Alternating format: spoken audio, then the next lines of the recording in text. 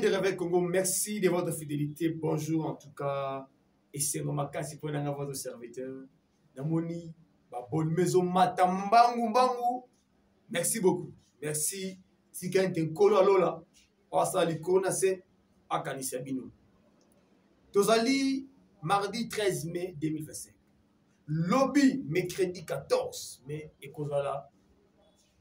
Jour où est prévu pour que la Cour constitutionnelle aille pour rendre jugement na procès Bukangalonzo, procès controversé au Yamatata Ponyuma na bako accusé mususu. Lobby le 14, c'est la date finale que la Cour avait fixée pour que attendre droit et makambo ici là. La minute où mitema batezo beta makasi. Est-ce que lobby matata pono a cause la condamner ou pas?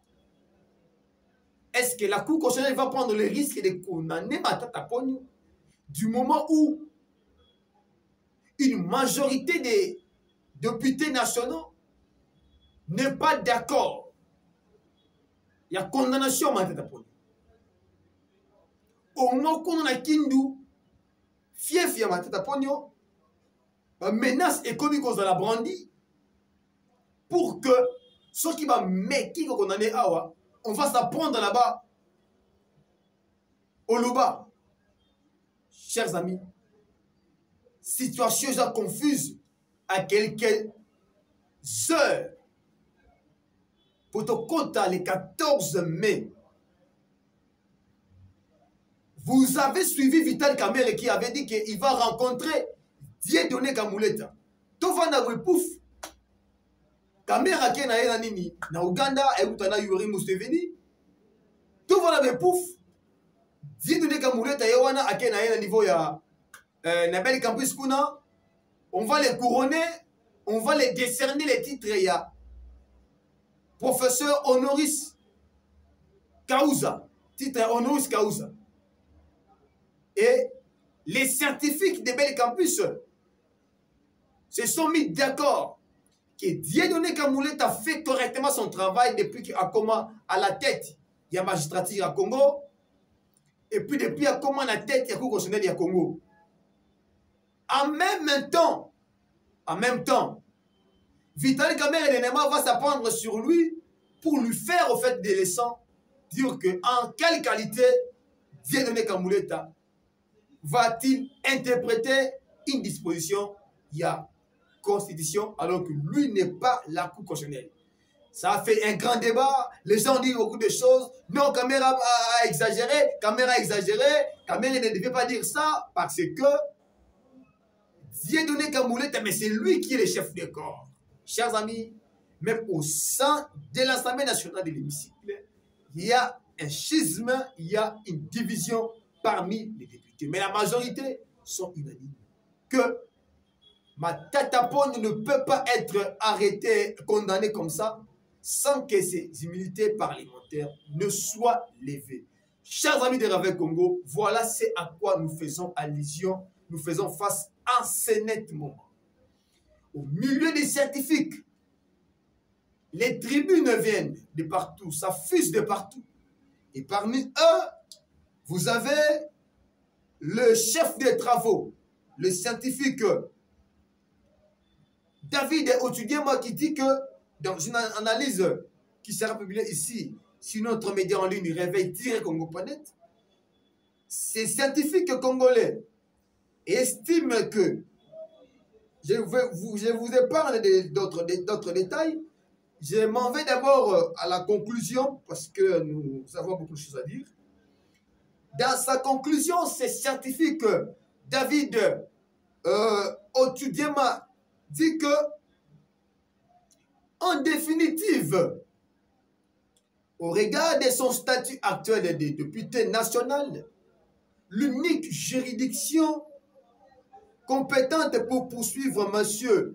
Matata Ponyo, député national, est la Cour de cassation.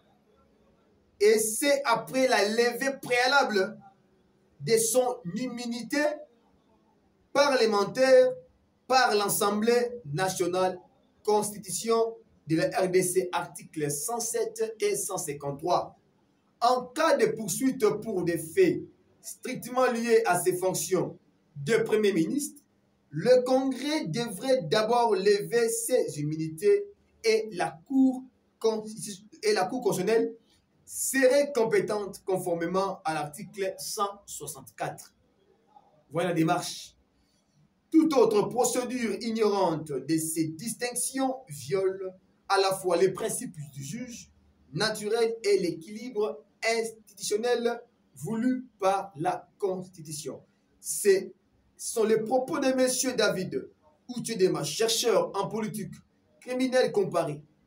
Chers amis, et je pense à ça, il a même donné quelques exemples.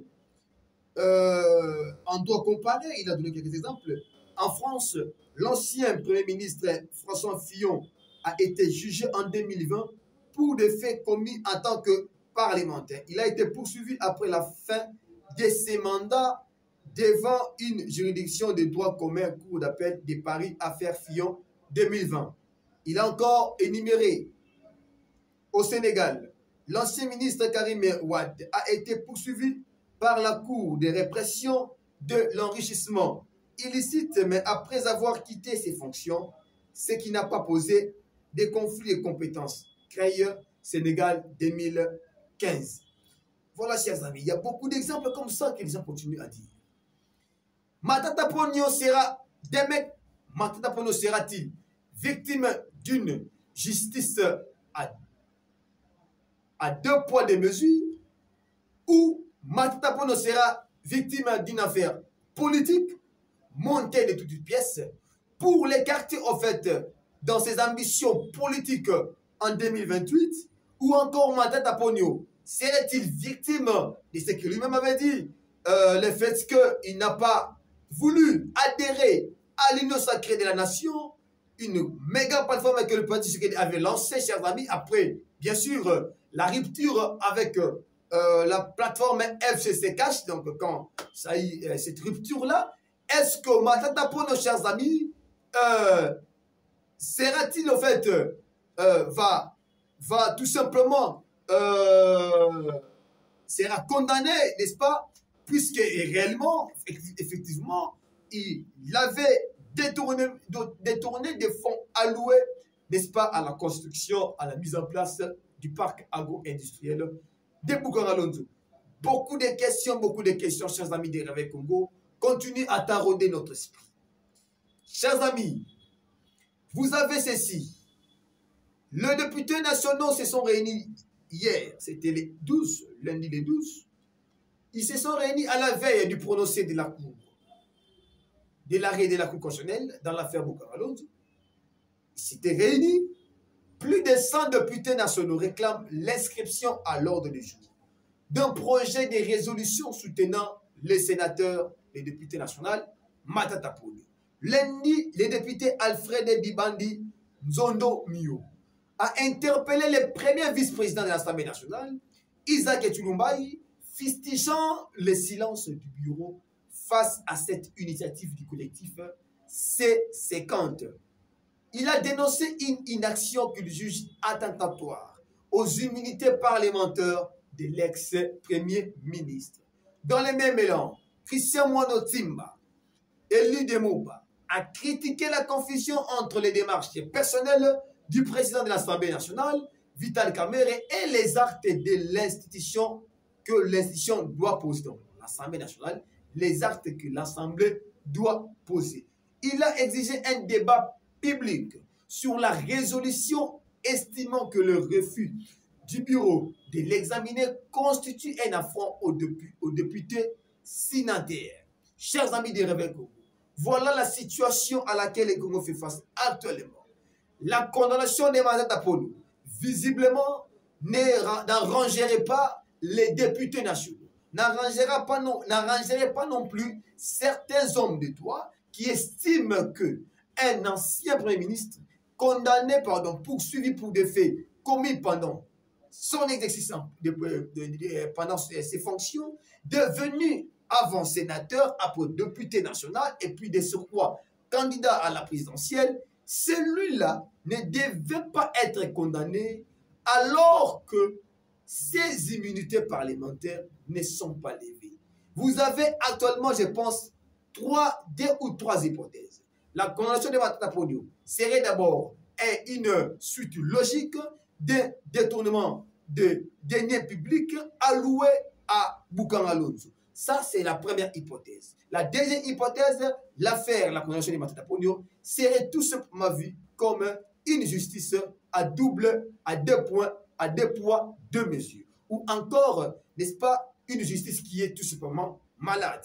Ou encore, la troisième hypothèse, la condamnation de Matata Ponyo serait tout simplement vue comme une affaire politique. Chers amis, portez-vous bien. Je vais retrouver très bientôt pour le développement d'un nouveau chapitre d'actualité.